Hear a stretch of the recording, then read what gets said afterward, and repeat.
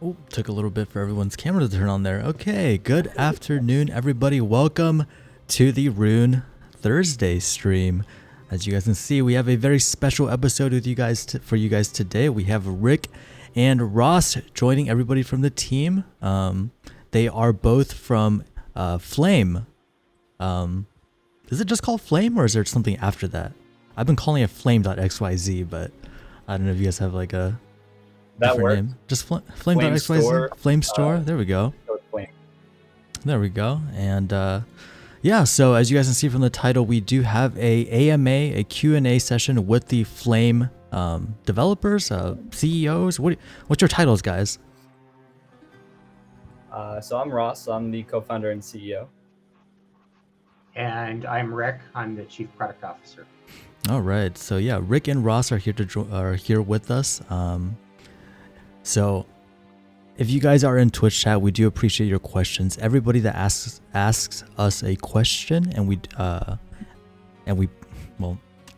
we'll pick questions from the chat. Basically, anybody that gets picked, you guys will win 3 Zavox tickets. You guys can win multiple times. So everybody, please go ahead and ask your questions. I know you guys gave a little brief introduction already, but let's start with you, Rick. Tell us a bit more about yourself. Tell us about your screen name, your socials, or everything you want to plug. What do you do at Flame? What do you guys do outside of Flame? What's your favorite game? Anything else fun you would like to share? Sure. So I've been building games for over 25 years. I've worked on some pretty big name games, Half-Life 2, Counter-Strike 2, Team Fortress 2, Condemned, Fear, Guild Wars 2, Destroy All Humans. So just a lot of them. The main part of my background, there's 2 kind of points that are the most exciting, I think. One is that I was the guy that led the teams and got the agreements with Microsoft and Nintendo to build the dev tools for the very first Xbox and the GameCube. That was cool because the GameCube, that was the first time anybody outside of Japan actually was allowed to build dev tools for Nintendo. And then after that, I started working on a thing that's now become Steam. So I'm the original founder of it. I'm the guy who came up with the idea and then was hired away by Valve. I then hired my team. Very quickly got sued by our previous company, and we built what is now known as Steam. So that's what I am. My favorite game right now, I'm playing WoW Ascension. I really like WoW, but Ascension is a version that lets you mix and match abilities, so it's kind of classless. And then kind of in my non-gaming time, I build and fly drones with the goggles and first-person view. That's cool. So it sounds racing like drones. What's that? Is that racing? Do you do drone Yeah. racing, or just there's a kind of visual hobby thing? Both. Ooh. Here is a 6-bladed one that I just built recently and fly. Nice. So is it? Okay, you're building them as well. Yeah, so you can see the camera in the front. Yeah. So wherever it goes, I have what essentially looks like VR goggles on. They're not VR goggles, but they look like that. And and so we race and do freestyle with them. That's really cool. Yeah, it's fun. So it sounds like. sorry. Okay, go ahead, Eki. Go ahead. I encourage you guys to all talk. Was there like kind of an adjustment period to that visual sensation the first time you were flying it? Like I can imagine without vestibular cues and whatnot, that being slightly nauseating at first, but I also see a lot of people doing it. Well, not a lot. I've seen more of it recently, and it seems really interesting and cool. I mean, years ago, I used to fly competitively, both combat and what they call pattern model airplanes. And the cool thing about that is you have reference to the ground and everywhere else. And you don't have that, obviously, when you're wearing a set of goggles like this. You're wherever the aircraft is. So if that's 400 feet in the air, that's where you are. If it's 6 inches off the ground, that's where you are. So it takes a little bit of getting used to, also because you can't really look behind you. You can only, look kind of forward, but it's fun, and racing can be super fun. It can be a little dangerous if you're not careful with them, like the size of this one, blade spinning at 30k RPM can do some damage if they get close to your skin, but Ooh. by and large, it's just Ooh. it's super fun. Okay, sounds good. So it also sounds like we have probably all played a game that you've been a part of, right? That's what it sounds like to me. I've played Counter-Strike. I'm sure, you know, a lot of the other people here have played like Guild Wars. Yep. Yeah, that's amazing. Okay, Ross, your turn. Tell us about yourself. I hate going after Rick for that reason. But, I'm Ross. Like I said, I'm co-founder and CEO. I came up with the idea with my other co-founder and our CTO, Wyatt, when we were playing Rocket League. So that'd be the game that I play most often on my free time. We originally had, some vague idea we wanted to do something in the gaming space, but it wasn't until we tried to actually add NFTs into our app that we came up with what is now Flame. Reason being was our games were focused toward a casual audience, and a casual audience in gaming is, I guess the best way to describe it is you can win or lose them in 6 taps of the screen. So if like the onboarding process is longer than like 0 seconds, you're probably gonna go away. That's why like when you play a lot of mobile games, you get dropped immediately into the tutorial of the game. They don't mess around with having an account creation or anything up front because they really need to hook you. And when we looked into like what it would take to add NFTs to our game, well, we first had to have users go in and download MetaMask, and then install MetaMask, and then set up a secret phrase. There were so many steps that we just decided to build our own launcher for the game before we even built the game. And as we were building the launcher, we realized this could be used for other games like Rune, that I think to attract a larger Web 2 focused audience need some sort of smooth onboarding where game developers can focus on the game and we take care of a lot of the very painful onboarding, especially around onboarding to crypto. So users who have never downloaded MetaMask, never been on even Coinbase, getting them into a crypto game, we want to abstract as much of that away as possible. And so that's how we came into Flame. And we knew Rick through our what we were doing before in gaming. He was just a partner. And given that we saw the direction in going into a PC game launcher, I mean, there's no one else, maybe in the world who has the experience like Rick has in that space. We're happy to bring him on to the team full time. Great. Sounds like you guys have a very solid foundation, right? Thanks, Dan. I hope so. I'm excited to talk more about it and get into your game. And I'd love to know why you all entered the crypto gaming space and what do you think, what is the vision and what do you think the potential is? Because, we're working really hard to make this a reality. But I think it helps to communicate to people, like, what is the vision? What is the grand thing that we are all working toward? Because I think it's an even bigger vision than a lot of people realize. So I'll probably answer first, but I don't know if I'm best placed to answer because it was actually Rune that brought me into the crypto gaming space. I'd kind of seen it done elsewhere and a few other places at the time, when the trend was starting and Rune launched late March last year. And I think seeing all these other play-to-earn games just didn't really appeal to me. Rune caught my had that kind of RPG vibe, had all the classes, the skills, and all this, on the roadmap, and then actually seeing the vision around just being able to own your assets and being able to own your gameplay and actually have those assets then define your game or be a reflection of your game style and the way that you play and integrate. For me, kind of hooked me in more than any other game, and that's really, I think, the vision that I'm keen to deliver through everything that I do with Rune is make players really the same way we connect with our assets when we get that best suit of armor in Skyrim, or we get those legendary swords in Diablo or something, to be able to have that and own that and show it off in the way that we like to. And as players, as someone who's worked hard to obtain that, and then at the end of the day, if we fall out of love with the games that we have been playing, or we just don't have time, being able to give that to someone else to appreciate it, and have that experience that you've created for them in the case of our assets, I think for me is a great thing. Hi guys.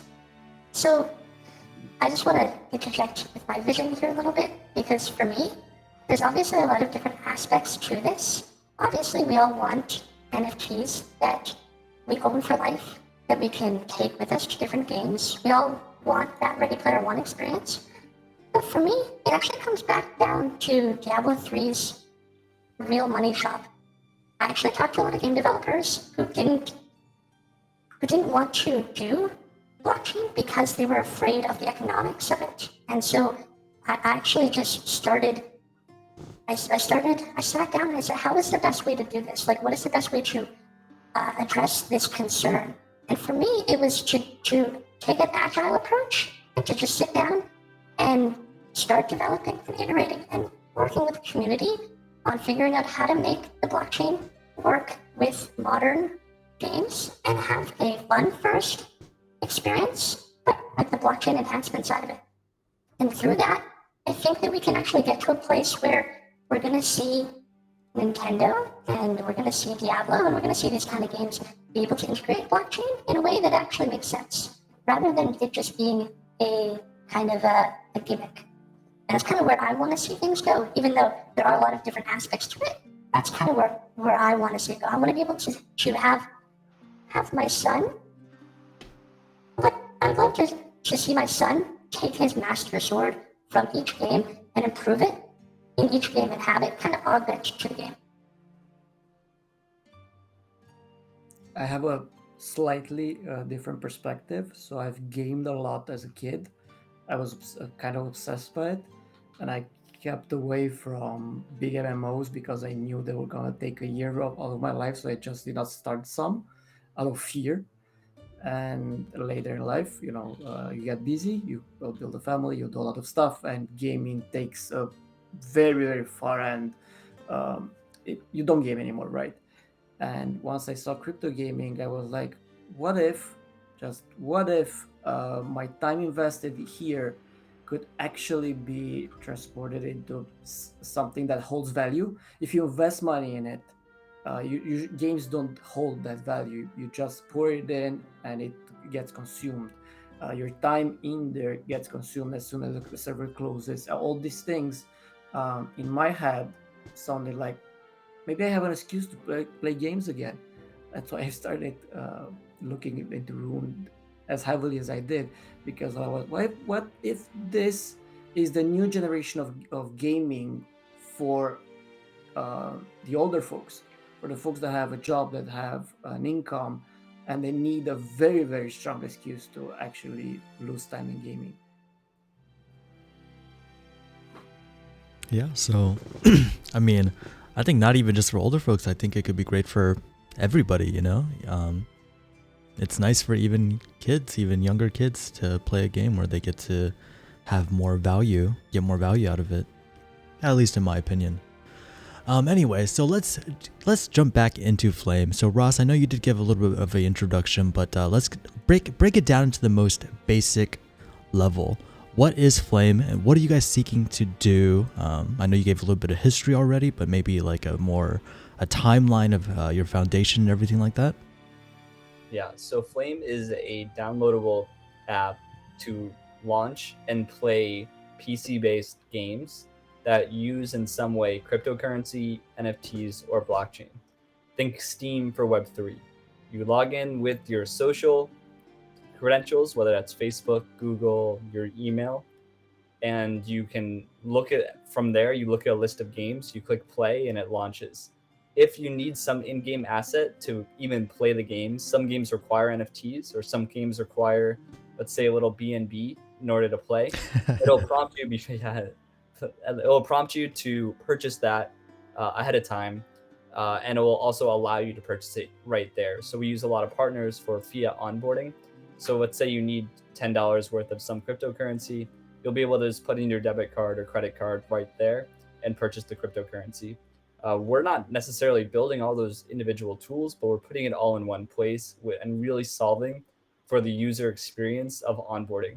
So it's a very Steam-like experience. It's a very Web 2-like experience, and it allows you to play games that use NFTs or cryptocurrency in some way. Okay, yeah, sounds good. Do you guys have anybody from the team? Do you guys have any questions before we jump in with the community Q&A?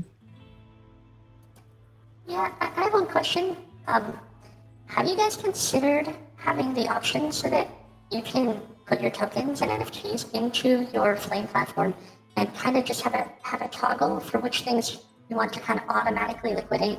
It might lower the barrier to entry for these because it's actually kind of complicated to swap things for games and use different chains and all that kind of stuff. Any thoughts on that? Yes. So on a technical level, what's happening is Flame is a non-custodial wallet. It's a multi-chain wallet. So it basically acts as MetaMask, and when we launch games, it's similar to how MetaMask interacts with browser-based games. We interact with either browser-based or downloadable games. There's some cool things we could do, like with automation that I think you're maybe talking about as like a phase 2. As phase 1, we really just want to onboard people. That's like our very first fundamental problem that we're solving. And then there's all sorts of things that we can do afterward. Right now, we have users manually sign like every transaction, just like MetaMask. It's really easy. It pops up on front of the screen, but there's no reason we can't automate that or certain types of transactions. I see. Okay, that makes sense. Thank you. Awesome. Anybody else before we jump into the community questions?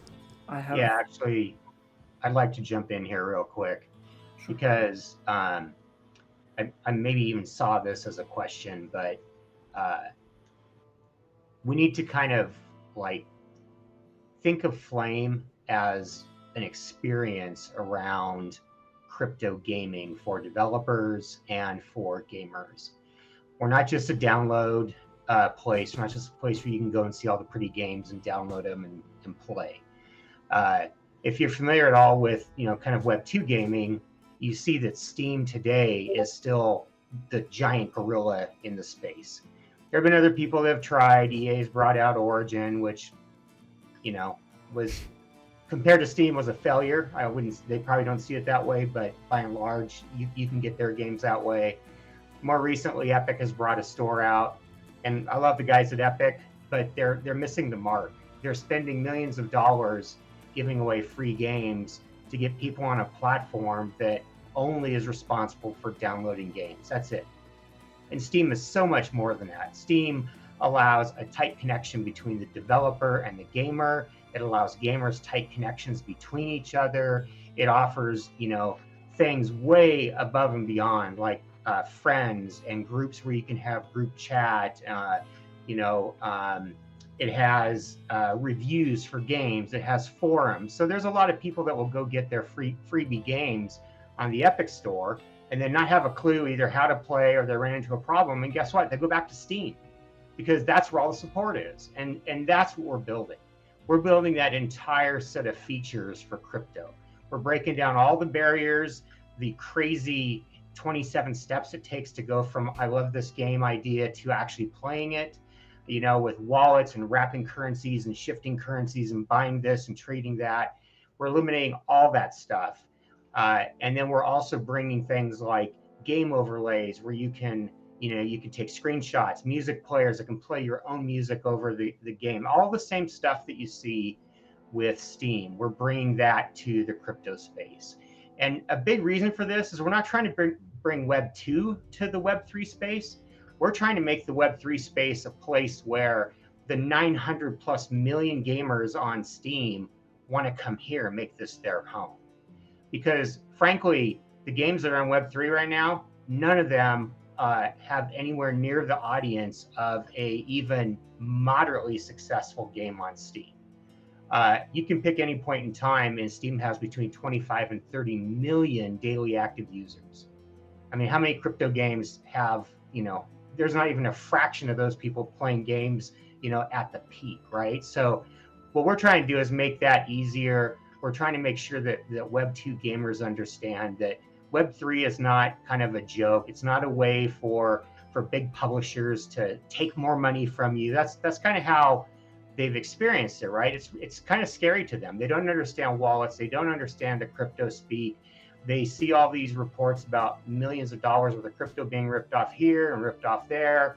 They see a few poor examples of NFTs being used in games by the traditional Web 2 publishers, where it's just a money grab again.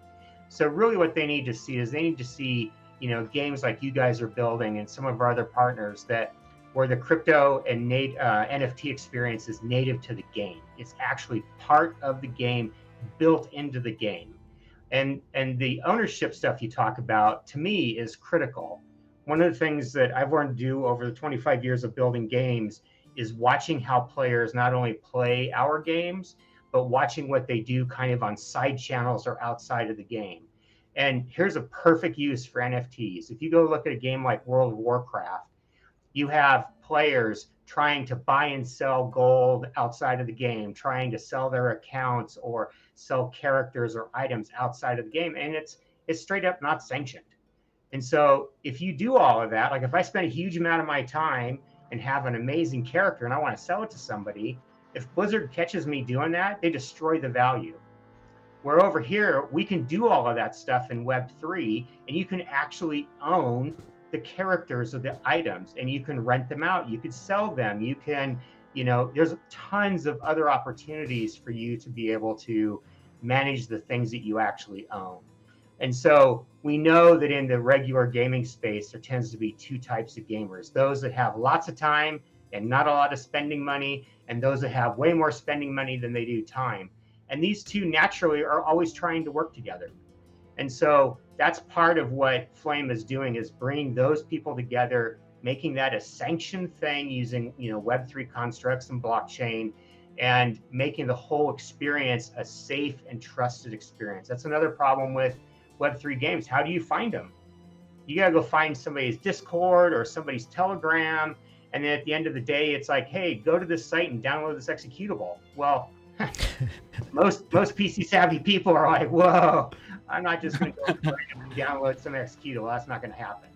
And so by providing a safe, trusted hub like Steam for all these crypto games, where the games have been run through scanners and stuff to make sure that they're clean, make sure that we've done some due diligence to make sure they're not rug pulls, and then allowing the safe transfer of money and an understandable way of purchasing items you need to play the games, and actually lifting the Web3 stuff to a position where the traditional gamers can really understand it. That's what we're all about. Sorry, this was a long-winded thing, but that is what we're trying to do with Flame. No, you're good. I love the point that you made about I'd how. like to follow that up with a question. Is it the what was it that interested you in the kind of crypto aspect? I guess, was it the ownership of assets and that gameplay? Was it the technology behind it? Were you into crypto earlier than kind of NFTs, or had experiences outside of that, or was it that kind of drew you into it, into the Web3? Because obviously your history is very large in Web2. I'm just wondering what kind of brought you over. Yeah.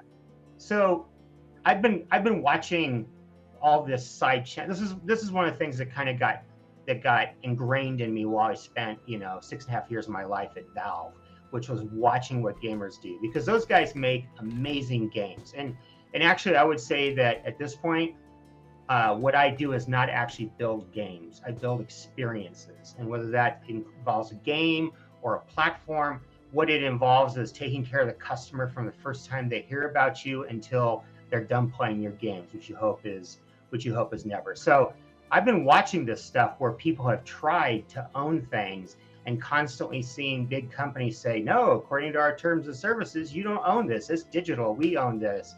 And again, by training, watching and saying, why are these people doing all these things outside of any sanctioned, path or method? Like that's an obvious thing. And honestly, the reason that I really loved connecting with Ryu and starting at the beginning, being a founder of Flame, is that at the beginning, Steam set out to to fix a bunch of user problems for the gamers and user problems for the developers. And while those have changed, trying to play my first crypto game, well, first of all, I was mining crypto, and I learned hard way there because I mined a bunch of stuff, a bunch of ETH, I tried to send it to Binance.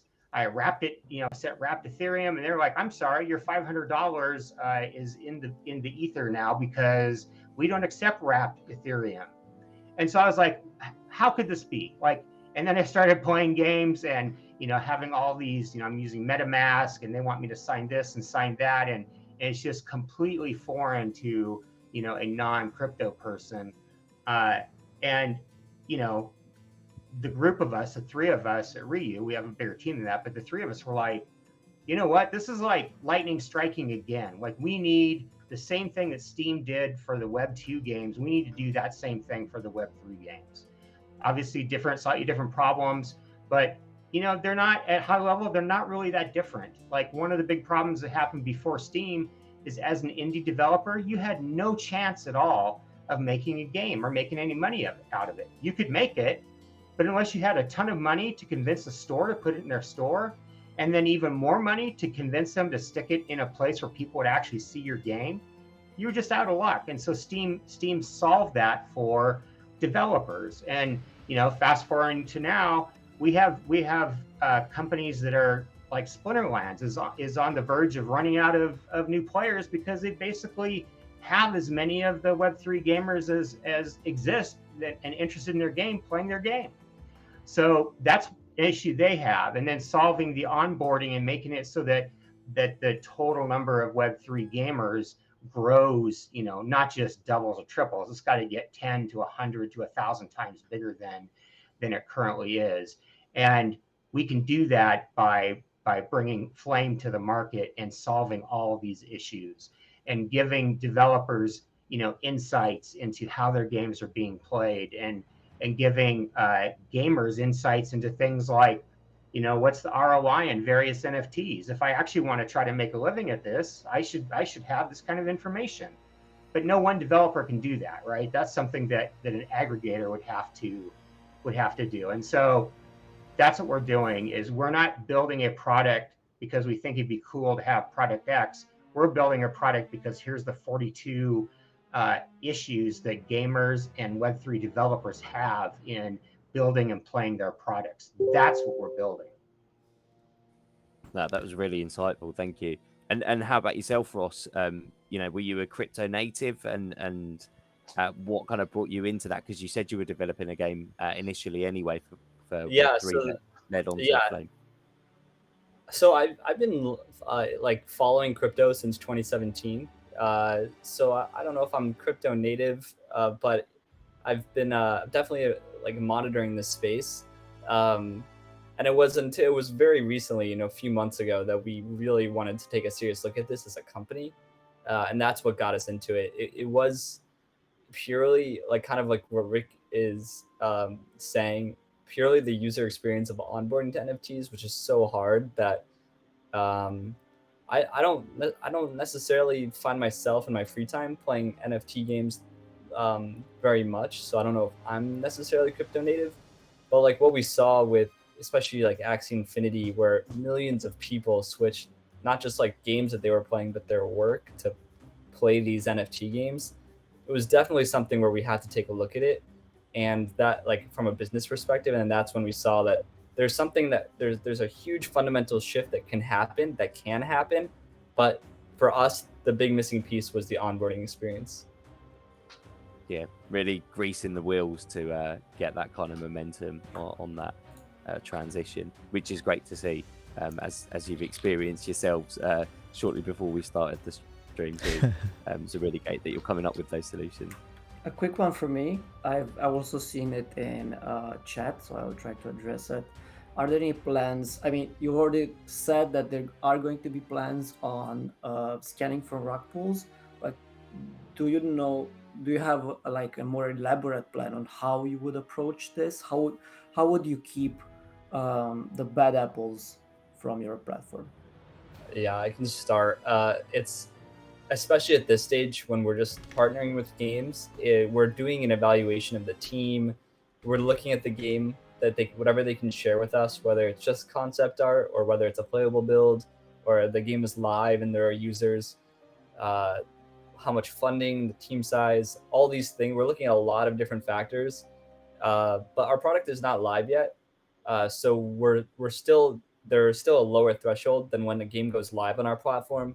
There's going to be even more thorough evaluation of how safe is this game, and we might not be able to completely eliminate risk, but we can do the best that we can. For example, there are bridges that some games have that seem safe, even though bridges are inherently risky. That might get hacked, and so we have to at least communicate the risk to users. And then as far as like whether a game is a rug pull or not, we should be able to weed out those by the time it gets onto our platform. Like a game that's just not a game or that's doing something malicious, we should be able to weed out those. There will always be some risk with any software product, but something that Steam did really well is I trust every download I do on the Steam platform, and we want to get to a point where users trust every download and every transaction they do on the Flame platform. All right, great questions, guys. So let's jump into some of the questions that we got from Discord. Before that, I would like to remind Twitch chat again, if you guys have any questions, go ahead and post them in Twitch chat. We will address them coming up in a little bit. If you guys do ask a question and it does get picked, you guys will get 3 Zavox tickets per question. All right, let's start off with one of our Discord questions from Loma. Are you going to have a native token, or will you be financed based on platform fees? We're considering a token, but we wouldn't do it on launch. We don't want to get that wrong. We do eventually want to be community owned, and that will probably involve a token in the long-term vision. That's not something we want to start with. Yeah, we'll start. There likely won't be many fees that we'll throw on to anything. The business plan for Flame overall is to take certain transaction fees, especially around fiat onboarding and off the on-ramp and off-ramp for users. To start, we're really just trying to solve the user experience and not trying to take a lot of fees or make a lot of revenue. The opportunity is to change gaming completely, and that's a huge opportunity. And the way we're going to get there is not by charging fees on our early users. It's by really nailing the user experience for games that use crypto. And over time, as this shift starts to happen, we hope to be the hub for it. Great. That's what I like to hear. I think a lot of, especially if you look at NFT marketplaces, some of them have very large fees, in my opinion, and I think that probably turns at least some people away from using them. So I guess kind of related to that, we do have a question from Ricardo in the chat. Do you think Steam is going to be going into crypto games? Are you going to view them as a competitor, or maybe Epic Games, Origin, or any of the other, like big well-known companies?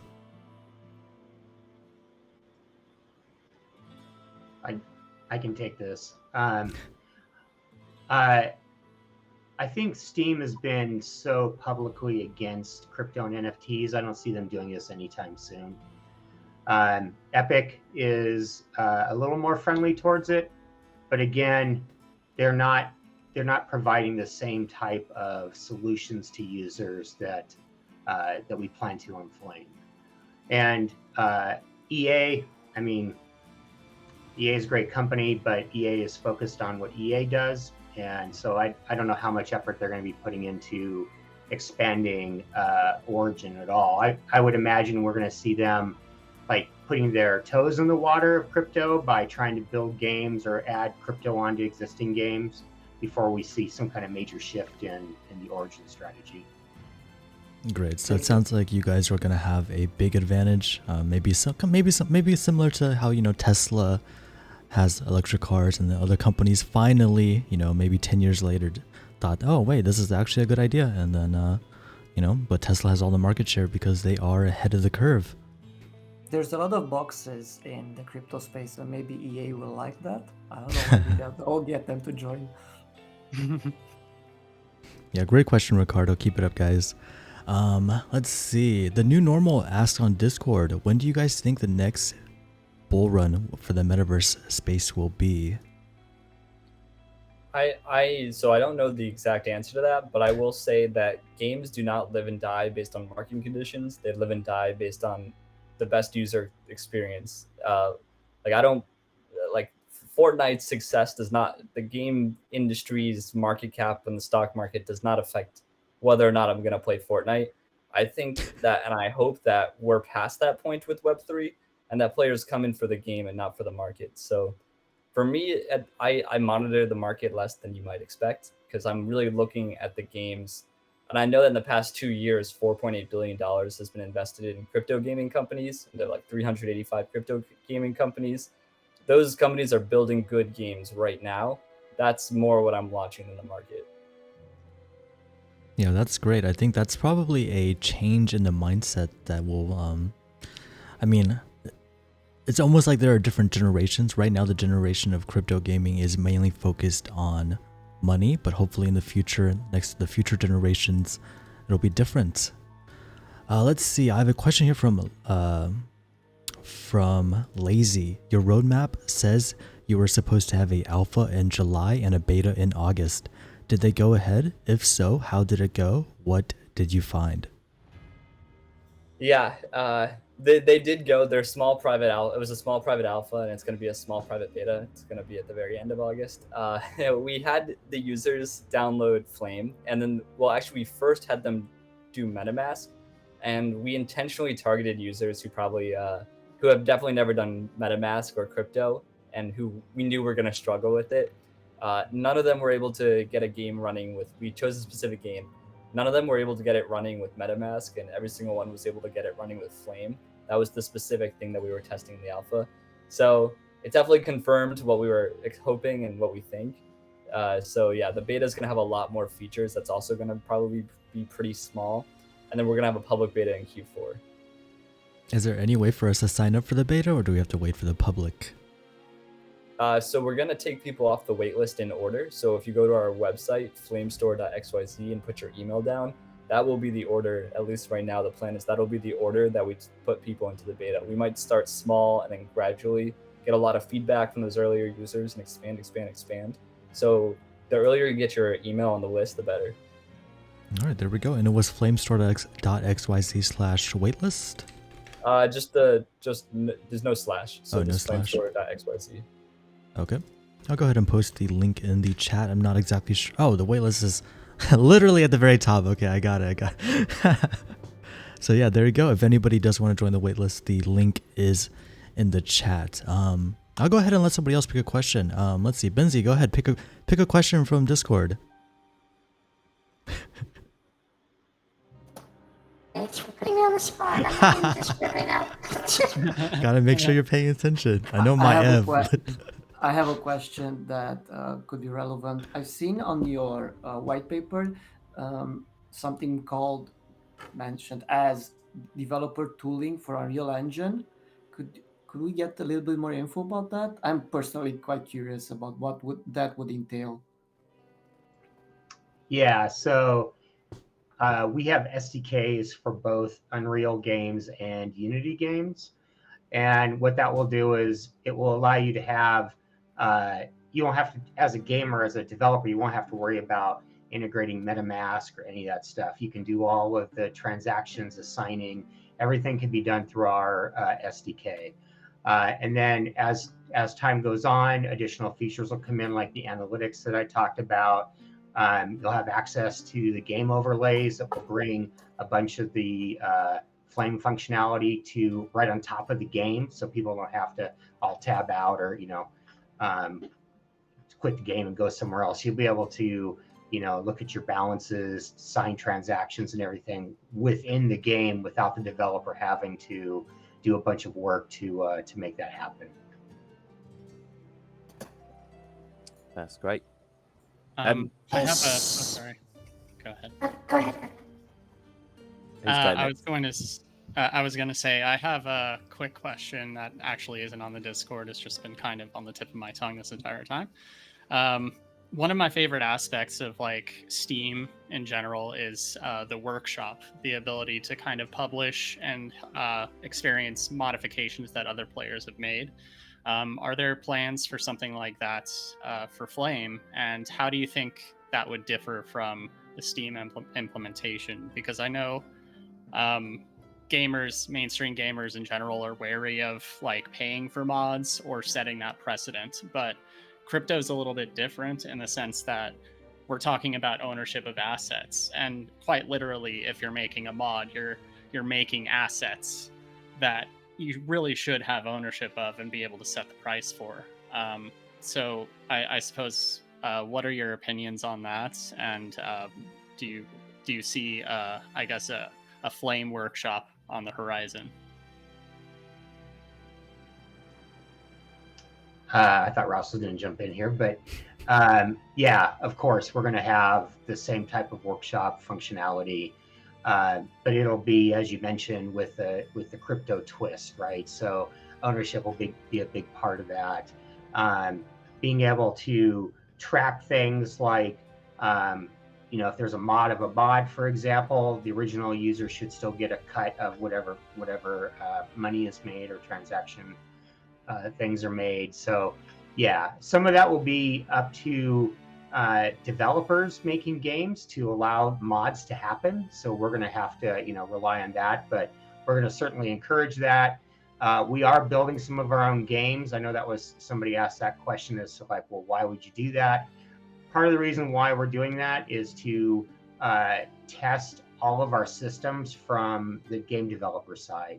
So this is very much like Epic building games on top of the Unreal Engine, right? Like you could argue, like, why would you do both those things? But at this point, for us to have our own games that we can use both as examples for existing developers and new, say, Web 2 developers that are not familiar with building Web 3 games, and then being able to really exercise, our back end and our SDKs, and then also come up with new features. Because again, if you're going based on what players want, the next step beyond what players want is the game has to give it to them, and that means that whatever's supporting the game has to provide that functionality. So that's why we're doing it. We have our own idea of how NFTs should be used, and so we're gonna demonstrate that stuff as well.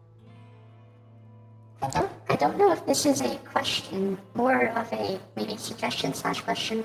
I think Ekkeharta was kind of touching on something about crypto. It's kind of a big opportunity for Flame, is to because we're much more friendly towards modifications than others. So right now you have the TES, right? The Elder Scrolls is kind of the beacon of mods, but modders don't really make a lot of money, and it's not really democratized very well. Like there's a great mod for the Elder Scrolls that this German team made for like 7 years, and they're not really making any money from it. It's just all passion. But in crypto, there's an opportunity to make that kind of way more democratized, way more modified, because that really leads into the metaverse really well. And so I know you guys are talking about so many different things, but for this social experience, like you said, like Steam does a lot of that already. I think that, if you guys make that kind of a social experience, that might work. I don't know, you probably have done a lot more thought about that than me, but you guys do need to kind of course, narrow in on which type of social experience you guys are going to bring to really, highlight your value, right? And the question there, I guess, is, does that make sense? Or what are your thoughts about basically, like, where do you guys make yourselves socially appealing so that people will actually want to play Web3 games? Because right now, like you said, there are so many red flags and there are so many misconceptions about crypto. Yeah, certainly part of what we have to do is evangelize to gamers and publishers and developers that are all currently in the Web 2 space. I think people probably know in the back of their minds that this is where everything's going, but a lot of them just haven't really connected the dots. And so going back to my previous example of saying, look, Mr. Web 2 gamer, you're trying to sell your World of Warcraft account, and if you get caught, that's going away. We're solving that problem. We're going to let you do these kinds of things over here. And the other thing I think when it comes to mods that's really kind of interesting is that when you make a mod, you're kind of back to the ownership problem, because if you modify a game I put out, then technically I own the IP to that. I own the rights to everything being done. And so in the crypto space, because the developers are more open to this kind of a thing, they'll have the ability to kind of chop off pieces that they want other people to have the ability to own or rent or whatever. Like, we're going to have the ability to have more business models than you can have today. Does that make sense? That's perfect. I Okay. just want to follow that up with one more question from the Discord channel. Okay, then I last think, question we though. better Last get question into though. game. It is the Yeah. last question, but I think it follows on well, just because Binzy touched on the social experiences. Trisk, which I think is Tom, asks whether your launch is going to support, chat, streaming, voice, those kind of social experiences with your friends. Whether it's going to have mobile support. We do see things like Discord, for example. You're able to talk with your friends on mobile or through the PC while you're gaming. And also, they posted it in 2 questions, but I think it's sort of relevant because I'll touch on the social layer. Is there a kind of account level cosmetics, badges, icons, that kind of thing, perhaps like we see with Steam, where you're able to get kind of achievements that are account level from all of your games, that you can then kind of show off rather than necessarily on an individual basis? Yes. It's all of that. Okay, Excellent. great. Well, I think that's Great game answer. Great question. Great answer. Because we are running out of time. We do need to jump into some Evo games and then do a few polls for the giveaway. And I guess while we're playing games, we can address any other questions. But we do need to get inside the games because we are running at about 1 hour into the stream already. Okay, guys. So North America Evolution. Everybody hop on. We can get a couple of games. Just regular Evolution games today. No Pandemonium. No Battle Royale. Just normal Evo. And then I guess we can take some questions if you guys have any while we're gaming. And then we'll be doing polls for Exile today. And then that'll wrap up the stream. Cool. Yeah, Lazy has more questions we can ask when we're playing. I think the question is which one of us is able to keep an eye on the chat for questions whilst playing. Yeah, I'm trying to set that up right me. now. I'll make sure to try to keep an eye on chat if we do get any more questions. Yeah, I can ask some of them too. All right, so Evolution, North America, and hopefully you guys are able to get on there. All right, Rick and Ross. I think that a description of the game would be really useful. Yeah, I was going to here. ask, would you like a quick rundown of what Evolution is and kind of how to play it? Would that be helpful? Of course, Yeah, it it would would be be helpful. Yeah. Well, it's sort of like an online action game that's similar in some respects to like Agario, if you've ever played that. So essentially, you're going around picking up these sprites that after eating enough of them, you raise your bar to full, and then you evolve to the next stage until you reach the final stage. If you're in a higher stage than a player you contact, you kill that player. So the goal is essentially to stay evolved and eat other players in certain game modes. One thing about Evo is that you basically have to evolve your gameplay, given that we have multiple different game modes with different kind of goals to them. So right now, Deathmatch is the game mode. Everybody knows Deathmatch. I don't necessarily need to explain that. But then there's a game mode called Let's Be Friends, where the goal is actually to just score as many points as you can without killing anybody, because when you kill someone, you lose points for it. So scoring points by eating sprites puts you in danger of evolving. So if someone like follows you around and waits for you to evolve as the smallest stage dragon, they can run into you and kind of troll you for that round. And yeah, someone else can jump in and fill in any gaps. I'm sure there are plenty I left.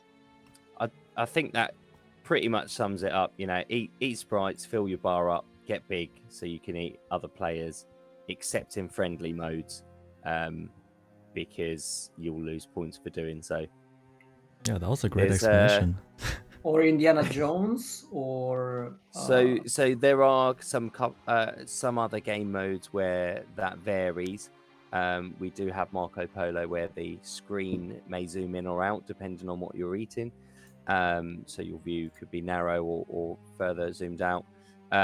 Or there is a mode called Indiana Jones, where you score no points for anything except collecting some of the little runes that pop up around the map. And when you do collect those in any game mode, you do actually earn some cryptocurrency there and then as well, and the amount will pop up. You'd also even get a bit of crypto at the end of each round if you're in the top 10. And depending on what your place is, you will see a percentage of the Zod amount displayed at the top, just above the leaderboard. And then you can take those ruins and you can go craft items and make your characters powerful in other games. Indeed. So those characters you were creating previously with those runes, you can then go and craft some rune words, some NFT weapons, armor, and so forth, and equip them to your character to then use in the raids, and in the future in Rune Infinite, and even in Evolution they'll have effects too. I would imagine that you guys played Diablo, so these rune words were inspired from Diablo. So you have 33 runes that are actually crypto, and you combine them in different ways, up to 5 into a stack to get your to create a rune word. The recipes might be secret, they might be found during the stream, they might be shared on socials, or they might be public on the website. Yeah, so Ross, I see that you are running into walls a little bit. If you do run into a wall, the game does place you in a state where you are basically unable to get any stamina. You'll basically only lose stamina, so you do want to avoid like running into like being in direct contact with any of the little walls, little islands. Oh, I see. Yeah, so the game used to be slower, but people in our metaverse or community are very competitive, so we increased the speed. We actually have a much bigger, slower map coming that'll have different types of evolutions and different types of objectives. This is kind of the stream PvP mode.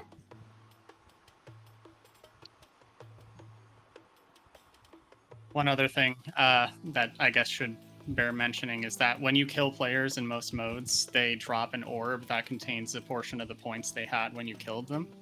And that shows up a few seconds after you killed them most of the time. So you want to generally linger around the area that you killed someone in order to take their points, otherwise someone's going to swoop in and take them from you. Yeah. Yeah, I think Evolution is a game where when you first start playing, it might seem a little bit confusing, but once you get the hang of it and you play maybe just like 5 or 10 rounds, you start learning really fast and everything becomes very simple and very self-explanatory.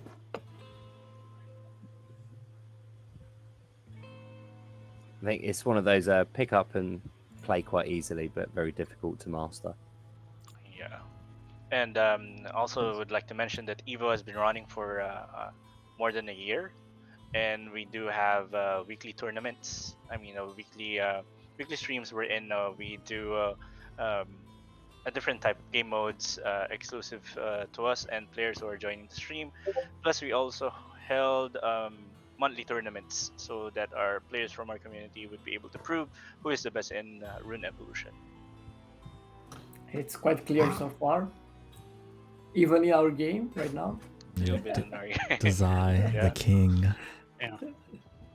Yeah, there's some people who have said it's a very latency-based game, which latency absolutely helps, but it's pretty clear that some people, specific people, always win. Doesn't matter what their ping is. And that's because we put a lot of different types of mechanics into these game modes. For instance, each one of those little butterflies gives you a different stamina amount. And Lazy in our community was the only one person to figure that out after 2 weeks of doing it. You have to make videos to guide people on each intricate thing about our game. Yeah, and Binzy actually created a game mode that would handicap Lazy specifically and only him. Yeah. And then he used a different account called Jeff Bezos. I didn't know that. That's the first time I heard that. Hey guys, I need to run, but I want to thank you for having us on, and thank your community for Sure. spending the time to ask questions and to listen to our speech. Yeah, we do. Yeah. No, and Thanks thank for you very coming on. much for coming. Really appreciate your Thank you so time. much. Thanks, This guys. was fun. Thank you. Yep, thank you guys for being here. Okay, well, I guess we'll conclude Evo after this round, and we'll jump into our giveaways. So, yeah, I hope you guys enjoyed that Twitch chat.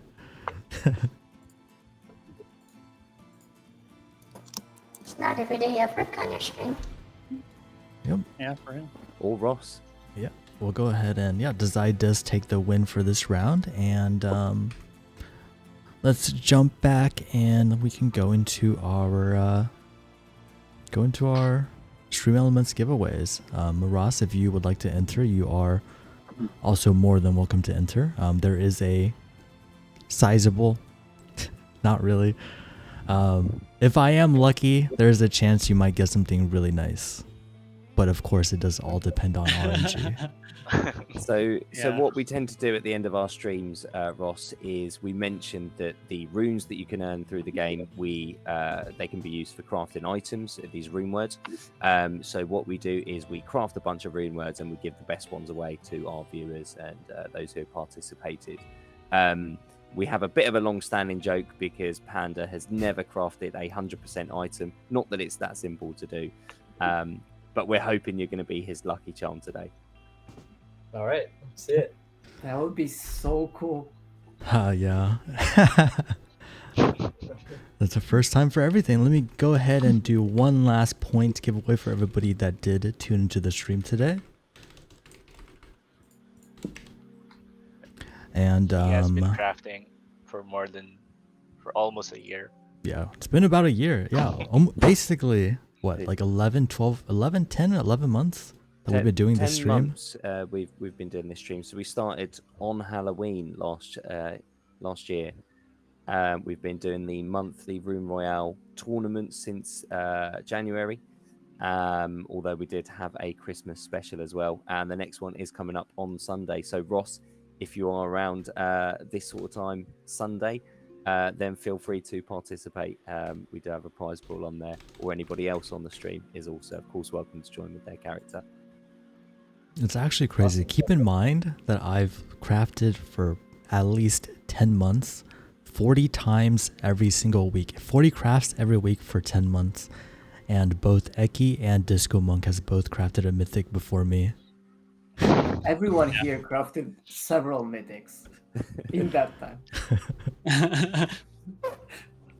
You crafted some 0% special. Yep, just a 0% for Panda. All right, Right, so you have the link, Panda, for the giveaway. Yes, just a second.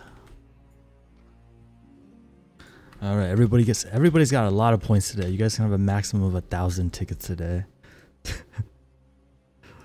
I don't know if I want to spend them all today or just save them for every week beyond this when there'll be Yeah, there less is tickets the to play. page.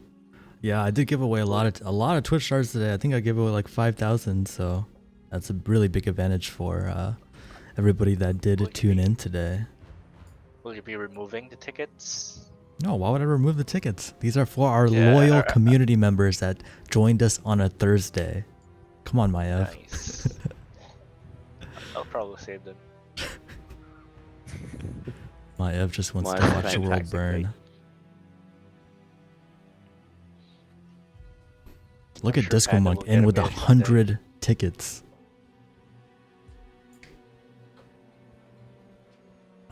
And Ross, if you are unfamiliar with stream elements, if you were on the stream during the time, well, if you were in the like actual Twitch stream whenever we were streaming, you should have some tickets on your account, and you can type exclamation mark ticket followed by the number of tickets you want to buy, or go to the link that I posted in the chat.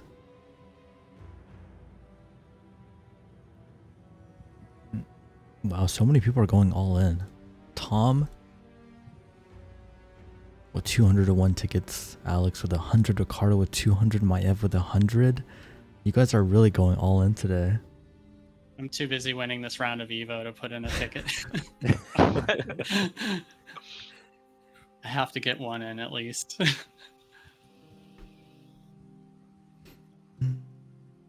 So I guess There while is we a do lot of have a tickets couple in there. A lot of people are drawn. I don't know how long we're going to keep this open for, Panda. Yeah, I'll just keep it running for another couple of minutes. In that time, Ross, what are your thoughts on Rune and everything like that? Well, I need to up my game. That was not my best showing, so I'll have to mess around with it a little bit more. But it's certainly cool. I think, yeah.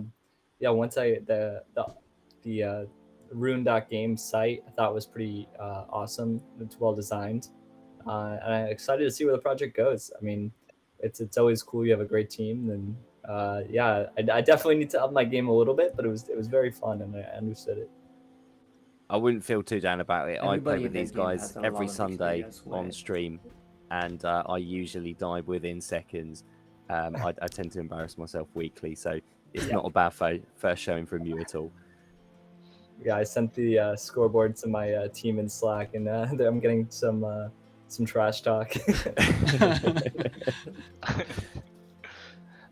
Yeah, I don't know what happened. I made this game as a fun place to hang out, and then people were killing each other. I even made a game mode called Let's Be Friends, and they found a way to twist it. No joke.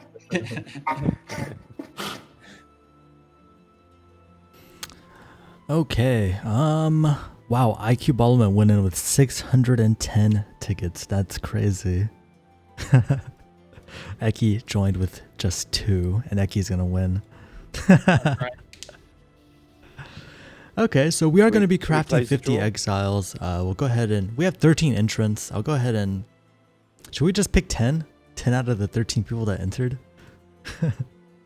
I think that seems fair because we're already giving away 3 Zavoxes to everybody whose question was picked, both from the chat and Discord as well. Yeah, So I'm thank you sure we can everybody give for all the another 10 winners. questions. Sure, let's just go ahead and do 10. 15 seconds if you guys do want to enter. Only 13 people has entered so far, so you do have a good chance to win if you enter. So LibTechN is asking, does Ross knows the plans for Infinite and Sanctuary? Well, Evo is the only game we've showcased to them. But Ross, for your awareness, we already have like a game which is currently in early access, which is called Rune Infinite, which is a 2D PvP fighting game wherein you battle for with other players 1v1, using your characters and different skills inspired by different RPGs. So Oh, awesome! It's awesome. Yeah. Yeah, if you do want to come back on the stream some other time, you know, Infinite, we're working on that every single day, so maybe next time you guys will show you Infinite. I think maybe you might enjoy the gameplay for that a little bit more. We're like Cool, a yeah. bunch of geeks that have someone in our dungeon. We're presenting our toys, and we're like, you can come over whenever you like. Exactly. Exactly. You can play my Nintendo 64. Okay, so let's go ahead and close the giveaways now. Pick our 10 winners. Let's see what we got, guys. Hey, look, I'm the first winner. Rick, you're not supposed to win, Panda. Tom, IQ Ballman, The New Normal, Ricardo, Discomonk 1988, Maiev, I won. Camel. How many have I picked? 1, 2, 3, 4, 5, 6, 7, 8. 2 more winners. Let's see. Alex and Lofarn. Okay, so Eki does not manage to win with his 2 tickets, unfortunately. Rigged. It's all rigged. All is right in the world. Oh, wait, this is actually cut off because I picked so many people. There we go. And let's go ahead and spin the wheel. Sorry, Ross, this is a little bit of a process. We do appreciate you bearing with us. So what happens here, Ross, is we draw all the winners from the entries, and then we'll place them into a wheel. That will determine the order in which we allocate the best items to. So the first name drawn out the hat will get the worst one, and the very last name drawn out the hat will get the best item that Panda manages to craft. Yep, and we do this every single Sunday. Nice. I guess while this is going on, we can maybe ask more questions if there are any. Yeah, there's more. Binzy was asking about game curation and how Steam gets in trouble for this. Crypto can be challenging. So, what do you guys plan on doing for curating new games? I guess you kind of touched on that the bar is kind of low right now, but will you be like auditing contracts later or doing things like that? Potentially auditing contracts, although not 100% sure on that. That's something that we're definitely thinking about, but we haven't decided on if we're fully going to do that for every game that's listed. Yeah, that'll probably be pretty challenging, I imagine. Not even all of the contracts are even open source, right? So some games like CryptoKitties have private engines, and even then, like you said, there can be exploits with the bridges. So I would imagine probably kind of like warnings and like players having an understanding of what kind of risks there are might be useful. But yeah, is there another question? Something that I was thinking, like, I'm sorry, Binzy, I interrupted. Sorry. Go ahead. Go for it. So I'll be quick. So a simple suggestion to that would be to impose some kind of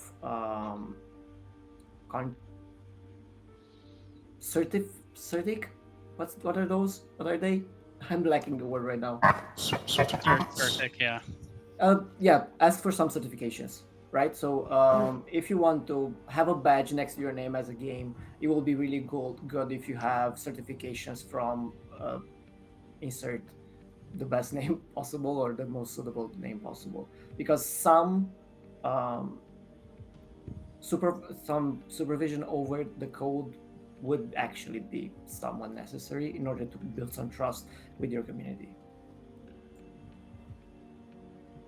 Yeah, Gotcha. but even then though, there's going to be rug pulls even with Certic, or there's going to be, problems. I think if I had to say anything, you kind of have to embrace the chaos and be like, there's this one company that has had, 10 rug pulls. You decide whether or not, it's 1%. You decide whether or not that's safe. But that's kind of my nerd side. I don't know if a normal gamer will appreciate that. Yeah, some of it will just be evaluation of team and properly communicating risk to users. Just on the gaming aspects, you're obviously building your first game at the moment. Is that still the intent? Because I know you mentioned that it involved your kind of vision from building a game to actually building the game store to an extent. And I just wonder, do you have plans for additional games in the future, or is it, focus on this and then on Flame? Do you have separate teams doing the building for one and the other? Yeah, we are still building a game for our store. The full focus is the store, though. So we're building the game with the intention of really understanding how games interact with our store, being our own customer. It's possible we build out a games team in the future. I think that's something Steam could have done. Valve could have done and kept up with. I know that Rick really enjoyed working on games while at Steam. I could see that. I do think our focus is going to be providing the best user experience for all games. And building games is a very, very, very different task and problem and team. And maybe there's a chance we do that, but I would say our focus is definitely on the story. So it was very much a change in original kind of intent then, or? Oh yeah, oh yeah. yeah. I mean, well, like I said, the game's still coming out, but it used to be 100% of what we do. Now it's like something we're kind of doing as a supporting feature of our story. I think that's great though to see that, you know, despite the original intents, you saw that opportunity and felt the pain of kind of real world users struggling to get into crypto games and decided to go and build a solution for that. I think, you know, for that I really commend you. Yeah, thank you. Okay, so one last question while I'm getting ready to craft. I did see a question. I forget who exactly asked it, but the question was, do you plan on supporting non-crypto games in the Flame Store? Oh yeah, I mean, I don't think that's like what our bread and butter is right now. I don't think we do that better than anybody else right now. So I think our focus is games that use crypto. There's no reason we can't just do any other game. It doesn't have to use crypto. But I think that's the thing we do best right now, and that's like what we know. So we're focusing on games that use crypto or NFTs or blockchain or some sort of wallet integration, but there's no reason we can't launch games that aren't crypto. Great. Okay, so crafting 50 exiles. Double check if I'm on the right account. I might be on the wrong wallet. MetaMask is acting up a little bit, at least for me. No, it looks like it is a red account, so 50 exiles. Good luck, everybody.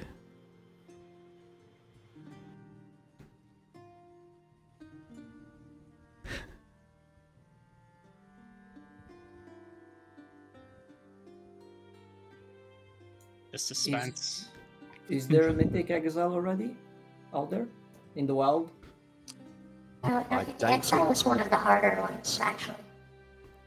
I think I crafted a 90 or 95% one, right? That's not bad. You did get an epic, yeah. Yeah. And I got that epic. Oof. Well, not bad. I got a 93% this time, along with a Nice. bunch of yellows. Ooh, that's cool. That's good. Oh, that's actually good. Oof. And I believe, who was it that won? Was it Tom that won? Yeah. Yep. Congratulations. Congratulations. This is actually a good pool. I would be happy with this one. If I would craft 50 exiles, I would be really happy with this one. Yep, congratulations to all of our winners. Thank you, Ross, for the good luck. Did you get a 0%? You have to check. Did I get a 0? No, a 3%. I think more Oh, importantly, man. he got a rare or better for every one of our winners. So definitely Ross has acted as the lucky charm. So we really appreciate it. And really hope that we do, perhaps have the opportunity to get you guys back on again in the future, when you're closer to launching and we're able to play some Rune through the Flame Store. Yeah, that'd be great. That'd be awesome. Hopefully soon. Yep, I think a lot of our views, a lot of the ideals kind of align. So, yeah. Excited. Cool. Well, thank you very much for having me on the chat today. It was great meeting the team, and thanks for sending me the character. I'm excited to next time I'll play a little bit ahead of time so I can score a little bit better, maybe play a little competitively.